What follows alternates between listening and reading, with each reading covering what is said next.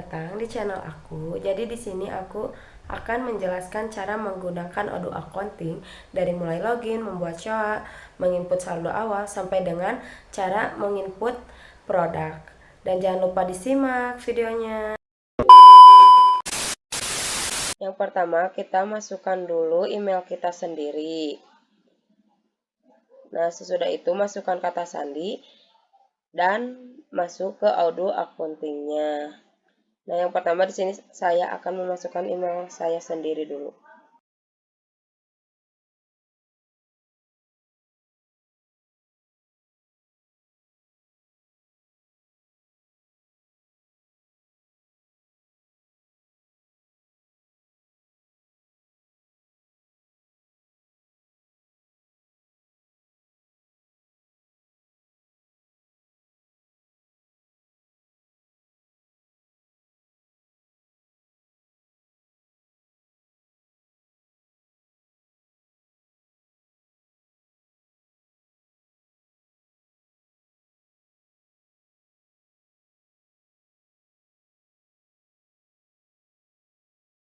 Nah, setelah masuk, baru kita hubungkan untuk ke layar utama Odoo Accounting. Nah, di sini saya akan membuat SHOA atau Chart of Account. Di sini saya ngeklik dulu Accounting. Setelah gitu, klik bagian Configuration. Setelah itu bagian Chart, klik Chart of Account ini.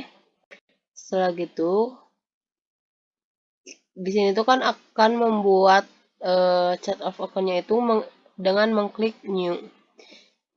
Seperti di sini tuh akan membuat kode baru.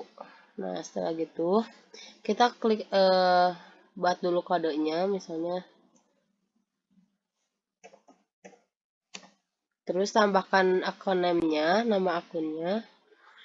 Misalnya Nah, terus tipenya tuh udah ada. Nah, kalian kalau mau mengganti tipe akunnya bisa memilih gini. Dia masuknya ke bagian equity atau expand atau liability, bisa dicari di sini. Setelah itu sudah. Terus kalian juga bisa kalau mau membuat akun baru atau kode baru juga bisa mengklik yang new ini. Ini udah di Odoo Accounting, terus kita masuk ke Accounting dan klik Accounting lagi yang di atas, terus Journal Entries. Untuk yang pertama, kita untuk bikin opening balance-nya, klik new, dan terus di sini referensinya ketik saja opening balance.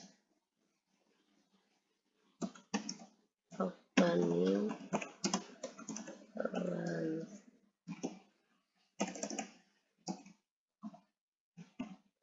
Setelah itu kita pilih akun yang kita mau beli. Misalnya di sini saya akan pilih akun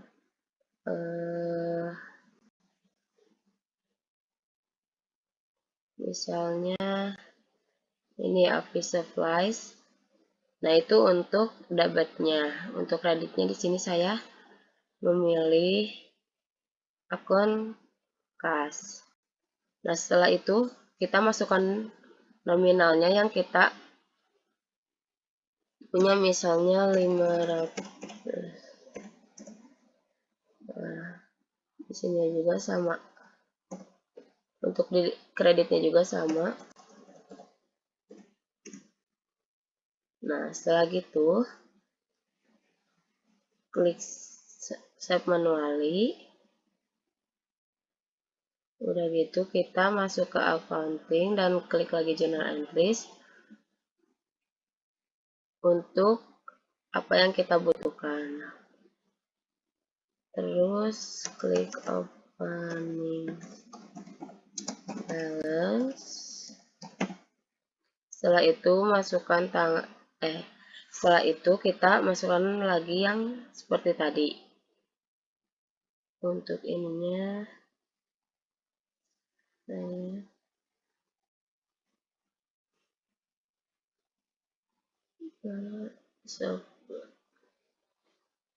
Jadi saya memilih ini untuk debitnya, untuk kreditnya.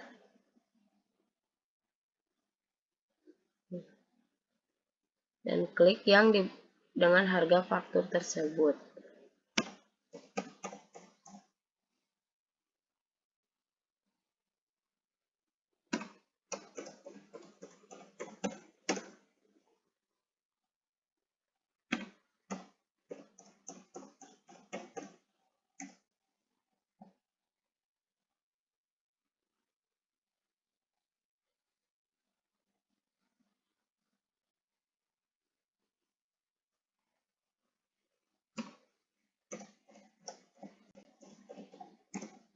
Setelah itu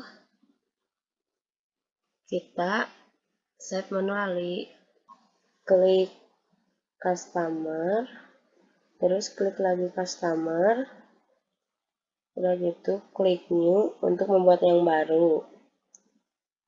Nah, di sini masukkan dulu nama PT-nya, misalnya PT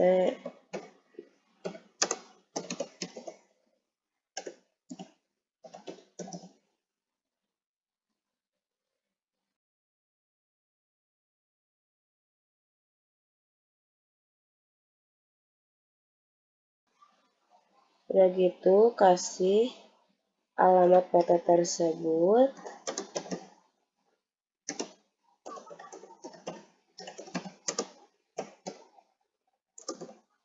terus nama kotanya, udah gitu tambahkan nama negara.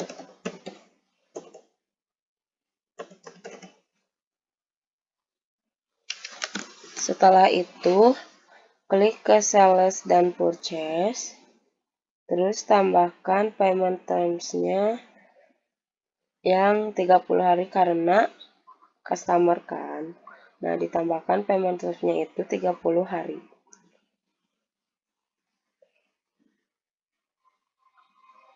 Setelah itu di save manually dengan ngeklik yang ini. Setelah itu sudah. Yang kedua ada vendors. Nah, vendors, klik lagi vendors seperti sama yang sebelumnya. Udah gitu, klik new, terus masukkan lagi PT.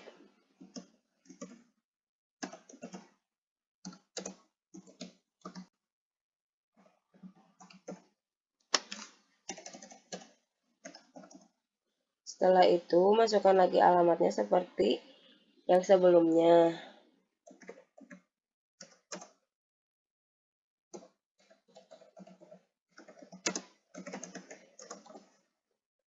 Dan tambahkan kota,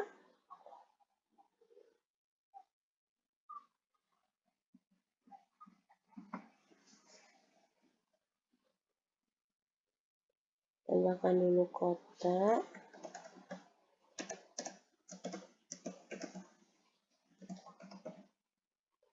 sama negaranya.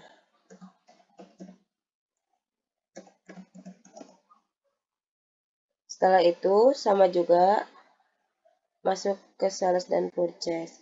Nah, di sini tuh bedanya kalau vendors tuh 30 hari. Berbeda dengan yang customer. Setelah gitu sama di save manually. Untuk membuat payment terms, kita masuk dulu ke configuration. Klik configuration, terus masuk ke payment terms.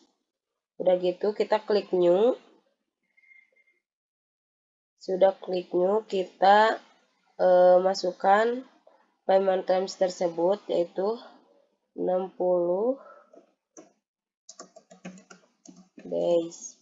Dan udah gitu masukkan afternya 60. Nah, kliknya tuh yang paling atas, yaitu days after invoice date-nya yang ini nih. Nah, klik yang itu. Sudah gitu masukkan dulu tanggalnya, misalnya tanggal 15 bulan 9. Nah, sudah gitu Di save manually aja. Di sini saya akan melihatkan cara input aset modal. Yang pertama kita ke bagian configuration. Setelah itu kita cari bagian aset modal. Nah, aset modal tersebut ini ada di bagian accounting. Setelah itu kita klik. Terus kita kalau ingin membuat yang baru, aset modal baru, kita bisa mengklik bagian new. New ini untuk membuat aset modal tersebut. Untuk membuat baru aset modal tersebut dengan mengklik new. Setelah itu mengisi dulu nama aset tersebut. Misalnya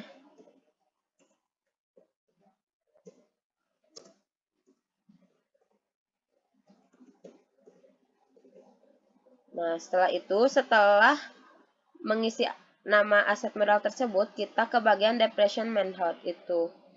Nah, setelah itu kita mengisi duration-nya. Setelah itu kita ke bagian not depreciation value.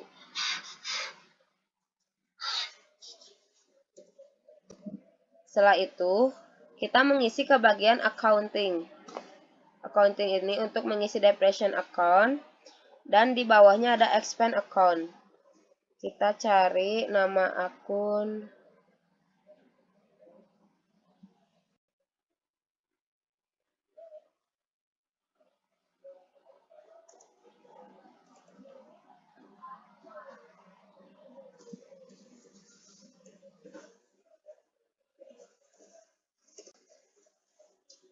Kita isi dengan akun accumulation of fixed equipment depreciation.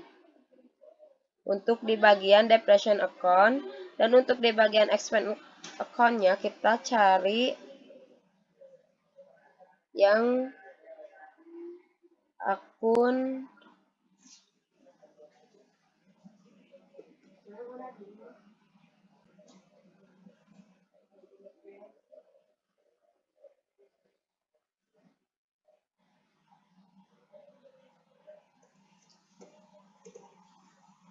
yang bagian expand account-nya kita mengklik account depreciation expand. Setelah kita mengisi accounting dengan mengisi akun-akun ini, kita bisa mengisi dengan men-save-nya dengan cara mengklik ini, save manually. Kan cara input data teks. Nah, yang pertama klik configuration, terus klik texts. Setelah itu klik new untuk membuat data baru. Nah, setelah itu kasih text name-nya itu dikasih nama menjadi ppn.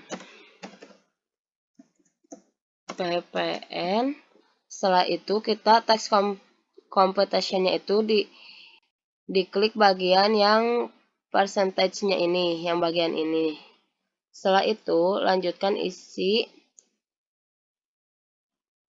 dengan isi teks tipenya ini.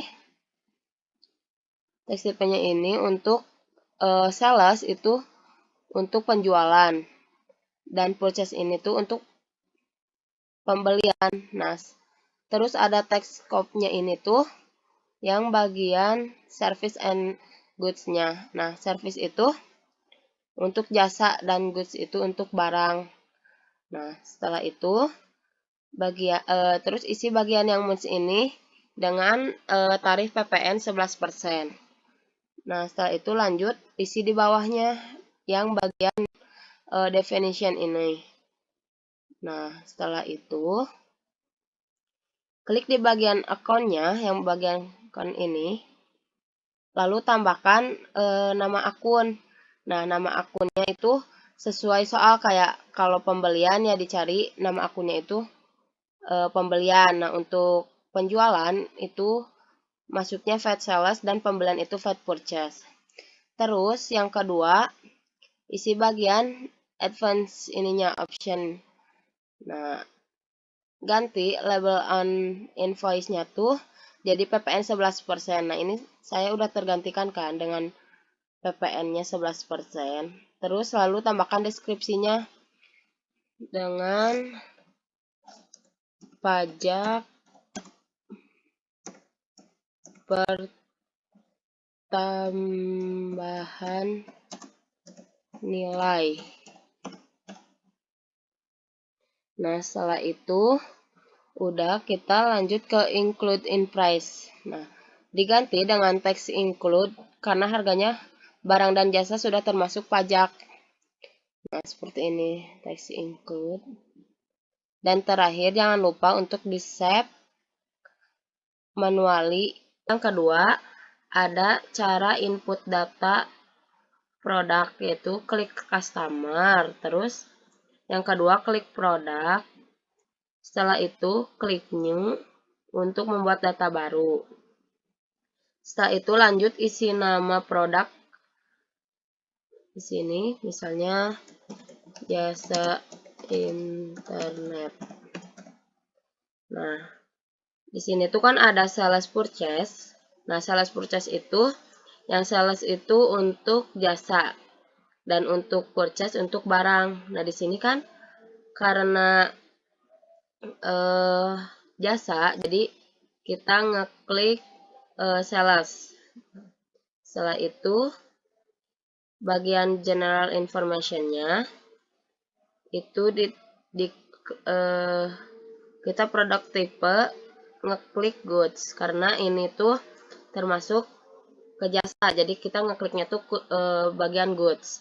Setelah itu untuk jasa masukkan sales price. Setelah itu lalu tambahkan tarif PPN-nya. Nih, udah kan? Setelah itu kategorinya kita milih yang service.